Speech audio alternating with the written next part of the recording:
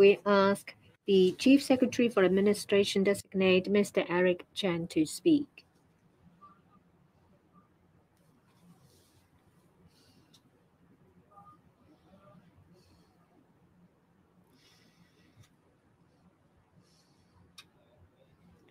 Friends from the media, good afternoon. I am very honored for the nomination of the Chief Executive-elect and the appointment by the Central People's Government CPG for the post of CS4A, Chief Secretary for Administration. I thank them for their trust and confidence in me. The honor aside, I also feel the pressure of the responsibility. Hong Kong is now mired in many difficulties in the form of livelihood issues as well as economic issues.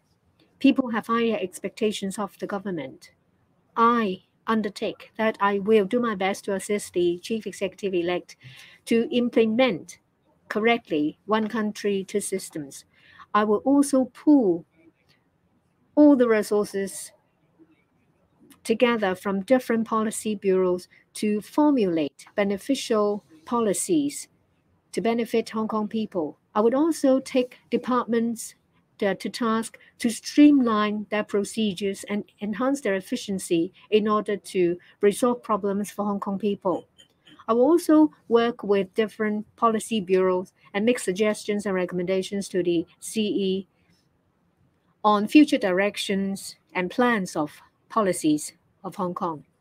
I think Hong Kong's development is intertwined with that of our motherland.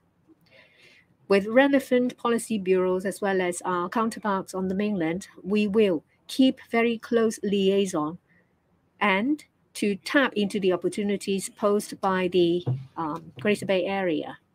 In the coming 5 years, it is a critical point, a starting point for Hong Kong to start again. We need to seize the opportunity to successfully implement one country, two systems, and a brighter future of Hong Kong. I will not fail the CPG as well as the CE-elect. I will do my utmost to assist the CE-elect to start a new chapter for Hong Kong. Thank you. Thank you, CS4A designate. Please be seated. We'll now hear from the Financial Secretary designate, Mr. Paul Chen.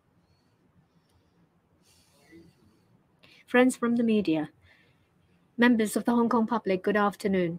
I thank the CPG's appointment of me as the Financial Secretary of the 6th term of the government. I thank the CE-elect Mr. John Lee for his support and nomination, for letting me to continue to serve as the Financial Secretary to make contributions to Hong Kong and to the motherland.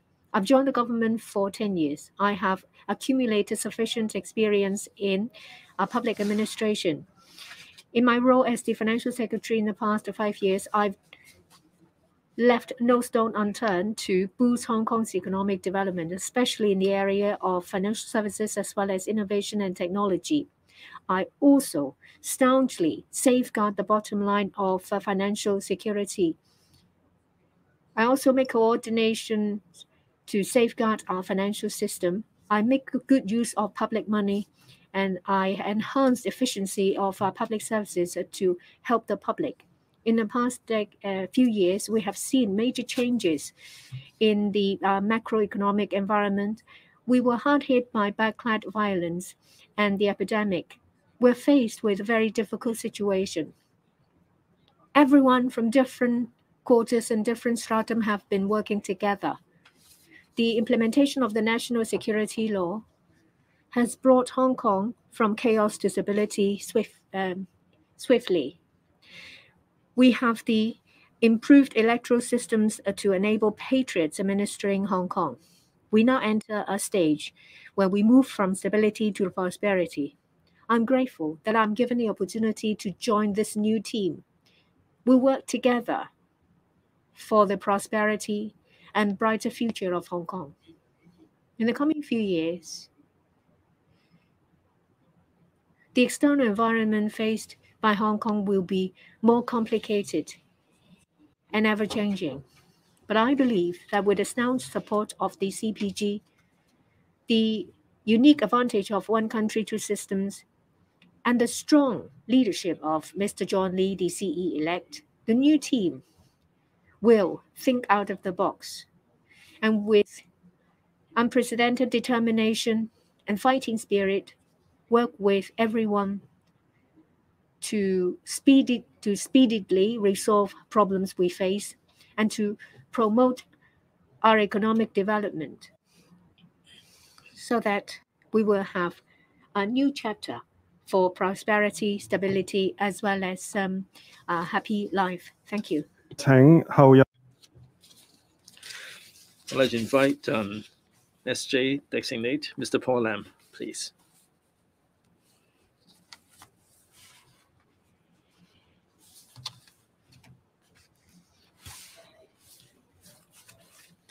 Friends of the media, fellow citizens, first of all, I'm grateful to the CPG and the CE elect for their trust in me. The rule of law is a very important issue for Hong Kong. With the rule of law, everyone can feel that they are living in a society which has justice and fairness, and they can have a decent life and pursue their own aspirations. From the Hong Kong point of view, if we are to maintain Hong Kong's financial, shipping, and business center status, and if we are to build Hong Kong as an international legal and seat of arbitration in the region, then under the 14th five-year plan and the GBA outline development plan, the rule of law is really indispensable. As someone who is passionate about Hong Kong and committed to Hong Kong, I would definitely safeguard the rule of law, and I will banish Hong Kong's image as a place where there is rule of law. I want to make the people of Hong Kong feel that Hong Kong is worth its image and feel proud of Hong Kong. And we will try to make Hong Kong the envy of other places. To this end, together with the Deputy SJ and the DOJ, we will stay united and with the utmost sincerity and utmost effort, we will secure your support and trust. Thank you all very much. Thank you. Please be seated, Mr. Paul Lam.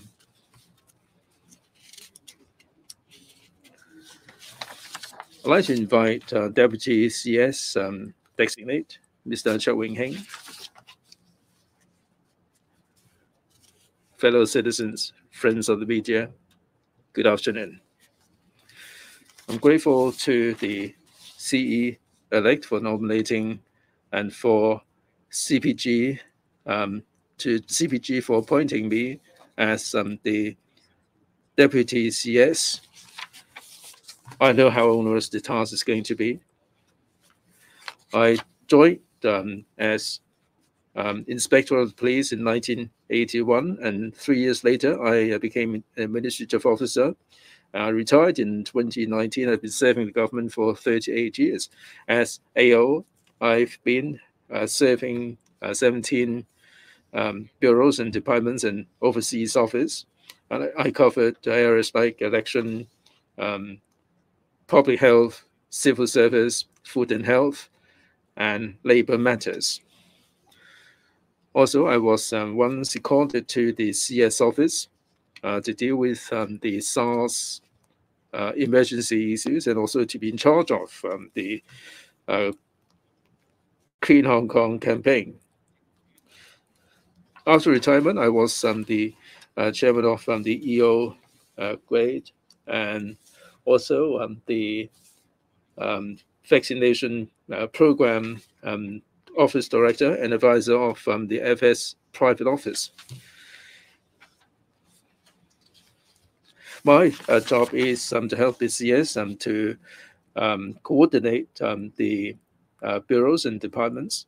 I've been working in some of the departments and bureaus. I'm sure that my experience in these areas will certainly be of help in my coordination work.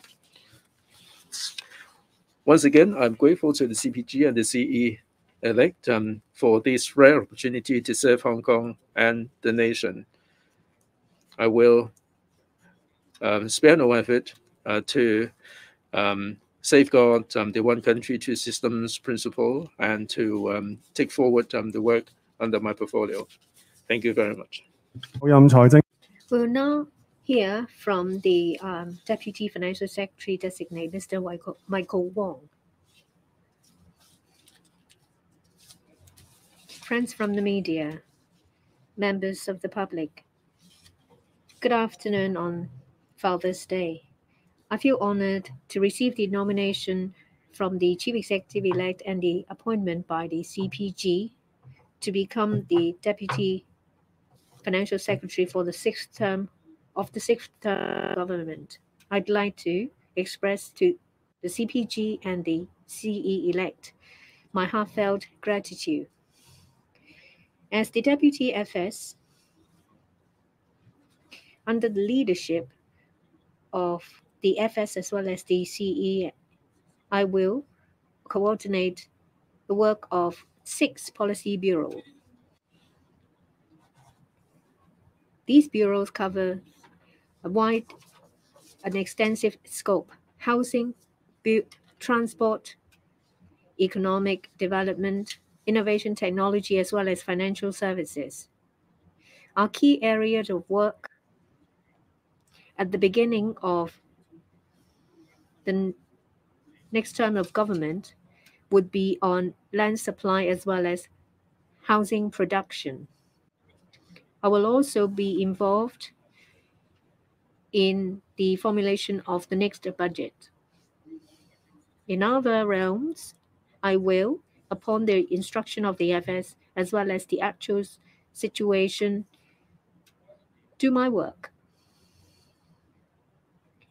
There are many challenges waiting round the corner for us. I do believe that as long as stakeholders work together with the government, we will be able to overcome these difficulties.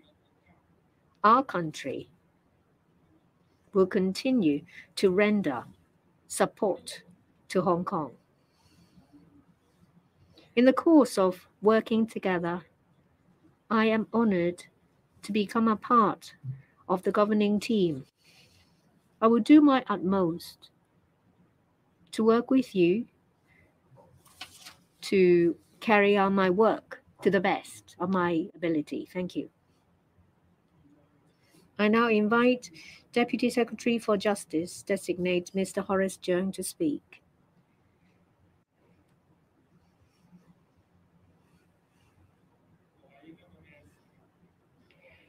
Members of the Hong Kong public, friends from the media, good afternoon.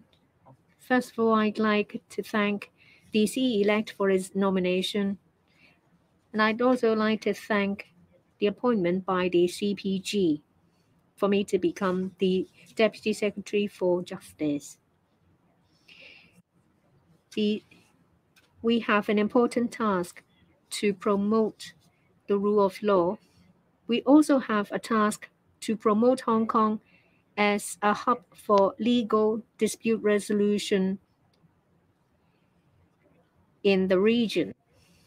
We'll work very hard to strengthen our understanding of the rule of law as well as the basic law. I understand that the work ahead is daunting. We will do our best, and I will assist the Secretary for Justice to carry out his work. And I will also carry out the duties given to me by the CPG and the CE-elect. I will also liaise with stakeholders and explain our policies to the general public.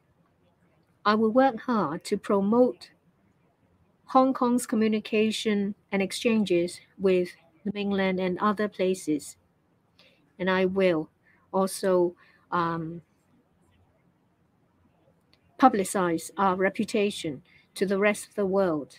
I will, in a humble way, without fear of favor, carry out our duty to work for our country and for the Hong Kong SAR. Thank you very much.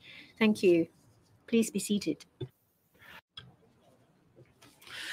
Now it's time for questions.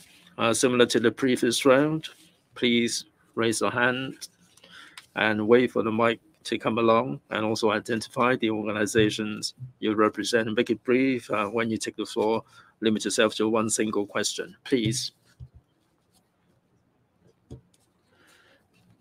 The lady in white on the third row, please.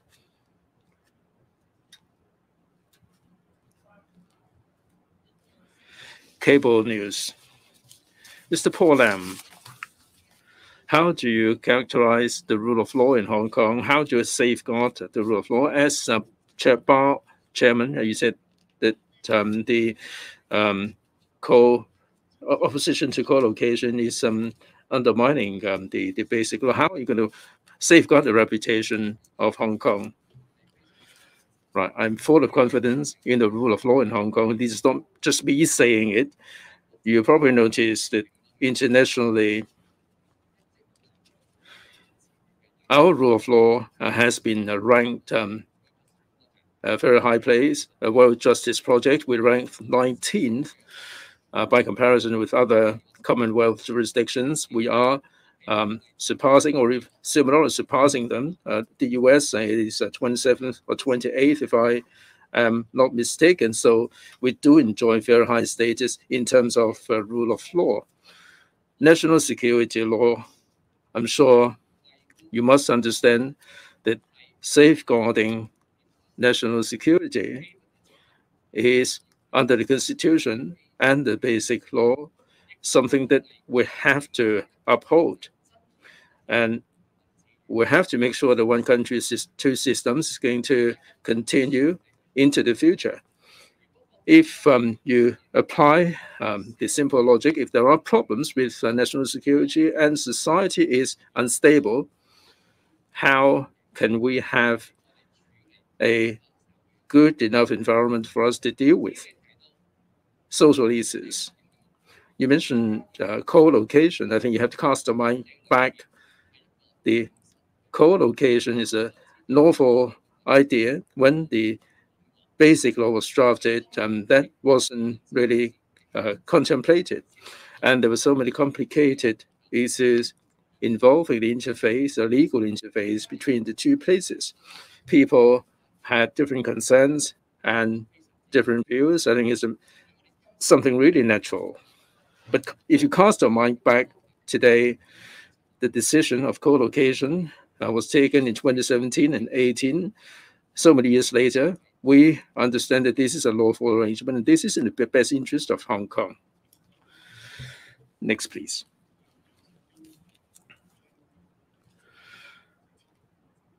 The one in blue in the middle, please. Ming Pao Daily. We'll speak up a little bit.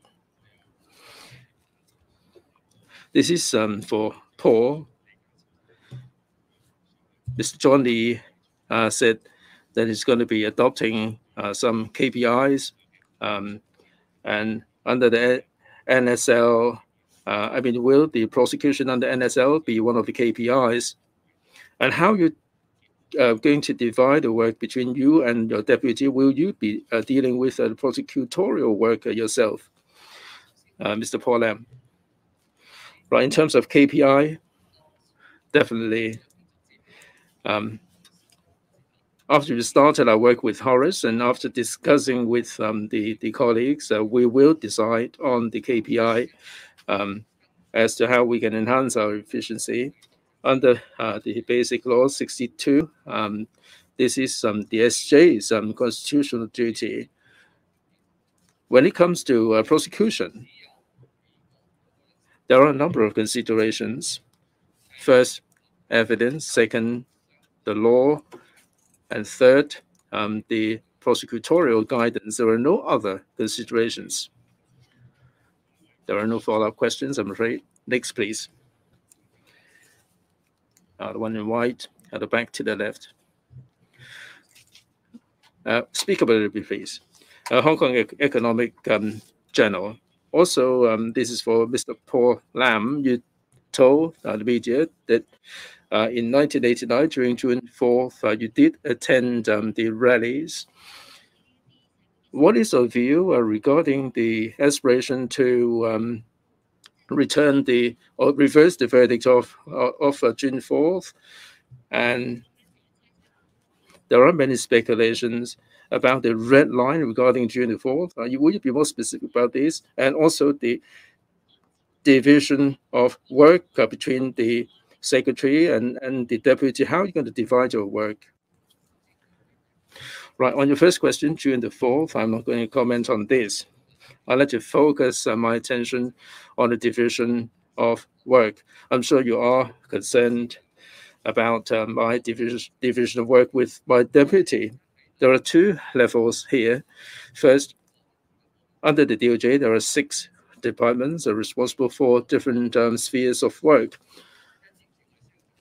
And other than that, we have to do works like building up Hong Kong as a center for international arbitration, and how we can promote legal practitioners to practice in the GPA, and also how can we make people outside understand Hong Kong's legal development properly. So between me and Horace, we do have some fundamental ideas, but as I said a moment ago, me and Horace will need to get started with our work first and discuss with the DOJ colleagues as to how best we can divide our work. But I can give you the reassurance that there will be clear division of work to enhance the efficiency to achieve the purpose of having the deputy. And at the right time, I will be delineating this to the media. Right, there are a couple of questions for Mr. Paul Lam. Are there any other questions for other officials, please? The lady, Phoenix TV. Mr. Eric Chen, you were the director of CE's office. Now you are going to be the CS. What challenges are you going to be facing, and what area of work will you be prioritizing when you assume office? The Hong Kong Macau Affairs Office referred to 5 demands. Are you going to respond to that? And how will the 3 top secretaries divide the work with the deputies? Right. Thank you for your question.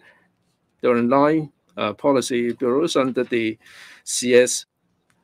I'm glad that Mr. Chow Wing Heng will be my deputy. And Mr. Check has already explained a few moments ago that his CV is really very impressive, and I'm sure Mr. Chek will be assisting me in the coordination work. Once I assume my post, I will be reviewing my work in the first instance and see what kind of, what areas of work can be referred to Mr. Chek. I'm sure that there will be clear division of work so that we can work with one another and coordinate all the policy bureaus to achieve the best possible results. As to challenges, as I said at the beginning, there are so many challenges in Hong Kong, economically, socially, with regard to the pandemic and so on. So once we've taken office, we will be discussing with the CE, and we will discuss all these issues and prioritize them accordingly. Now, for urgent livelihood issues, that there will be of no delay. Thank you. Next question. At the back to the left, one in orange.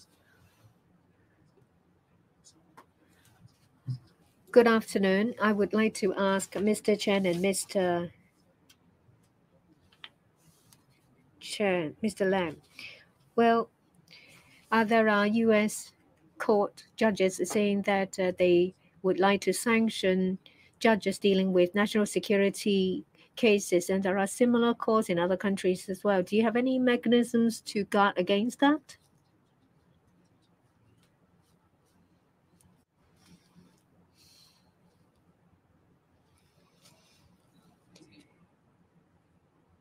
First of all, we can't control others. What matters is what our attitude is.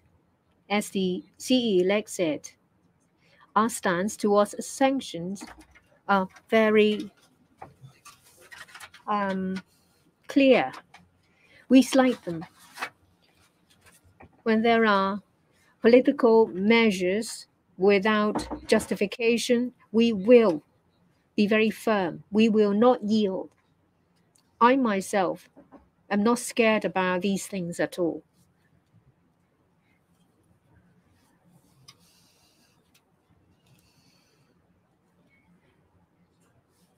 In relation to my work regarding these so-called sanctions by the US, as the CE-elect, as well as the Secretary for Justice designate said, we share the same view.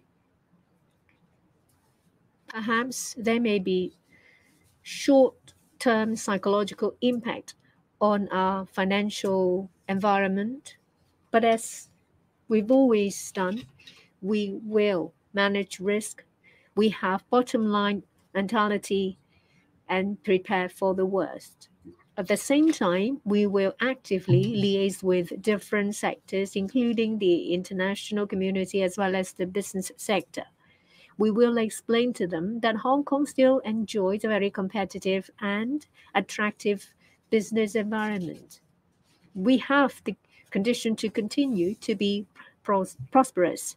After the promulgation of national security law in 2020, in terms of a capitalization of IPOs as well as aggregate deposit in banks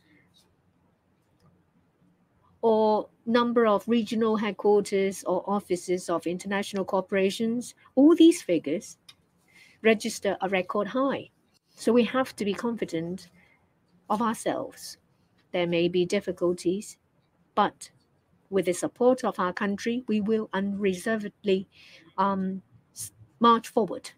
Last question. The reporter in white in the middle. China Morning Post. My question is for Mr. Chuck. You were the director of the government's dialogue office amid the social unrest. Would you do anything to create chances for dialogues to mend the rift in the 2019 social unrest? Thanks. Thank you for your question. I'm not sure that, we want to look at communication with the public just only in terms of creation of dialogue sessions. As the chief executive has just mentioned, I think we will adopt a multifaceted and all-out approach to reach out to our people. We will be visiting districts. And I think despite the question early asked, early put to the chief executive elect, that he's giving exclusive, in quotation, exclusive interviews to Tai Kong and Wen Hui. But I think we don't just look at those two interviews. Actually, the chief executive elect, he has spoken to the media at large at earlier stages. And I think his messages were put across very clearly. So I would like to approach this issue that way. Thank you. 好，多謝各位。第二節嘅 Thank you very much. This is the end of the second session.